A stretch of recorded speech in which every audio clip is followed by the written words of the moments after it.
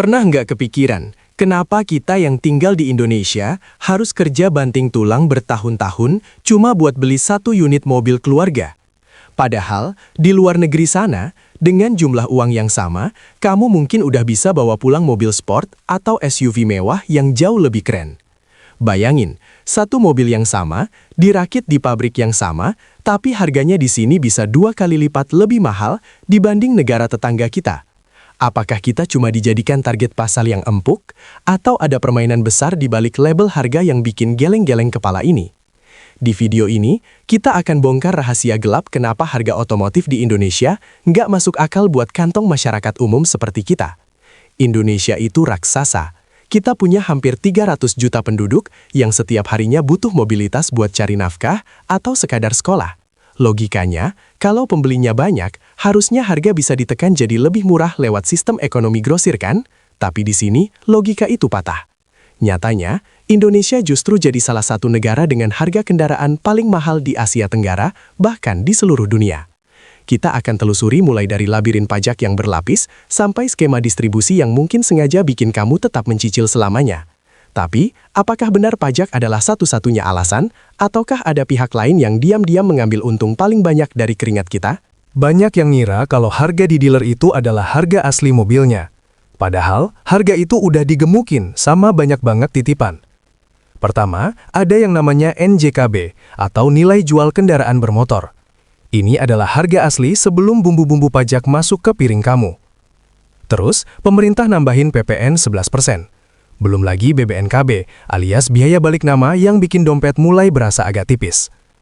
Dan tiap provinsi punya aturan beda-beda.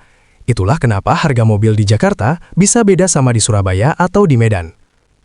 Tapi tunggu dulu, ada satu raja dari segala pajak yang bikin harga mobil kita melambung tinggi ke angkasa, PPNBM.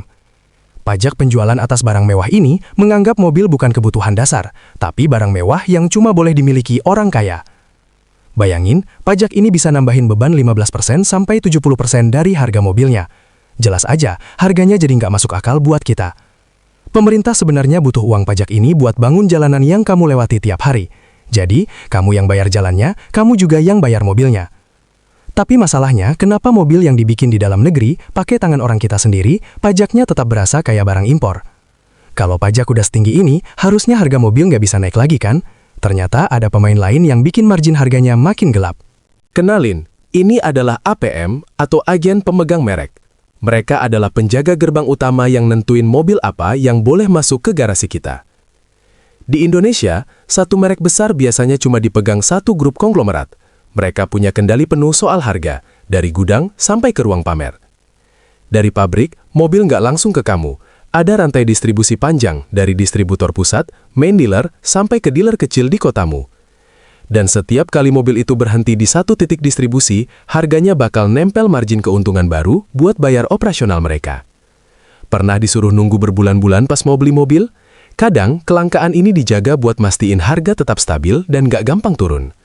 Belum lagi biaya iklan yang masif di TV, pameran mewah di mal-mal besar, sampai komisi sales. Semua itu, kamu yang bayar di harga akhir. Sistem ini bikin kita nggak punya banyak pilihan. Mau nggak mau, kita harus terima harga yang mereka tentukan kalau mau punya mobil baru. Logistik antar pulau kita juga jadi tantangan. Kirim mobil ke Papua bisa jauh lebih mahal daripada kirim mobil dari Jepang ke Jakarta. Katanya, makin banyak pakai komponen lokal atau TKDN, harga harusnya turun. Tapi faktanya, tiap ganti tahun, harga justru makin terbang tinggi. Tapi ada yang jauh lebih aneh. Kenapa mobil buatan Indonesia justru dijual jauh lebih murah di Filipina atau Vietnam daripada di negara asalnya sendiri? Kamu tahu nggak? Ribuan mobil yang setiap hari keluar dari pabrik di Cikarang atau Karawang itu, nggak semuanya buat jalanan kita. Indonesia itu salah satu basis produksi otomotif terbesar di dunia. Kita jago bikin mobil, dari mesin sampai baut-bautnya. Tapi disinilah ironinya. Mobil yang sama, yang dirakit pakai keringat orang kita, harganya bisa jauh lebih murah begitu sampai di Filipina atau Vietnam. Kok bisa? Salah satu alasannya adalah restitusi pajak. Pemerintah kasih keringanan pajak besar buat barang yang dikirim ke luar negeri. Tujuannya mulia, biar negara dapat devisa. Tapi efek sampingnya, harga ekspor jadi sangat kompetitif, alias jauh lebih murah dari harga domestik. Sederhananya, kita sebagai konsumen dalam negeri seolah-olah mensubsidi harga murah buat orang luar, lewat pajak tinggi yang kita bayar. Belum lagi soal persaingan. Di luar negeri, merek kita harus perang harga sama merek global lain. Kalau mahal, yang nggak laku. Sementara di sini, karena marketnya udah dikuasai pemain besar, mereka nggak perlu takut harganya kemahalan. Toh kita tetap butuh mobil kan? Jadi, jangan kaget kalau saudara kita di Manila bisa beli mobil buatan Bekasi dengan harga yang jauh lebih miring daripada kita sendiri. Tapi, apakah semua ini murni salah pemerintah dan pabrikan? Ternyata ada satu lingkaran setan yang bikin kita terpaksa beli mobil mahal meski kita nggak mampu. Saat harga tunai makin nggak terjangkau, kita disodorin obat penenang bernama kredit panjang 7-10 tahun. Tanpa sadar, bunga yang menumpuk bikin total harga mobilmu jadi hampir 2 kali lipat. Kamu terjebak cicilan abadi. Kenapa pemerintah diam saja? Karena pajak kendaraan adalah napas bagi APBD dan pembangunan di daerah kita. Kita dipaksa beli mobil mahal demi bayar jalanan, yang ujung-ujungnya malah bikin jalan itu macet total karena kebanyakan mobil. Sekarang ada janji baru, kendaraan listrik, EV. Katanya bebas pajak dan jauh lebih murah buat kantong rakyat. Tapi kenyataannya, harga baterainya saja masih selangit. Solusi ini cuma bisa dinikmati mereka yang sudah kaya dari awal. Kita dipaksa lari di atas treadmill konsumsi. Kerja keras cuma buat bayar sesuatu yang di luar negeri dianggap barang biasa. Apakah ini semua cuma kebetulan? Atau memang ada skenario besar biar kita nggak pernah benar-benar punya aset? Ternyata, ada satu alasan paling fundamental yang jarang dibahas di media, dan ini adalah jawaban dari semua pertanyaan kita. Tapi, apakah semua ini murni salah pemerintah dan pabrikan? Akhirnya, kita sampai pada satu pertanyaan paling jujur.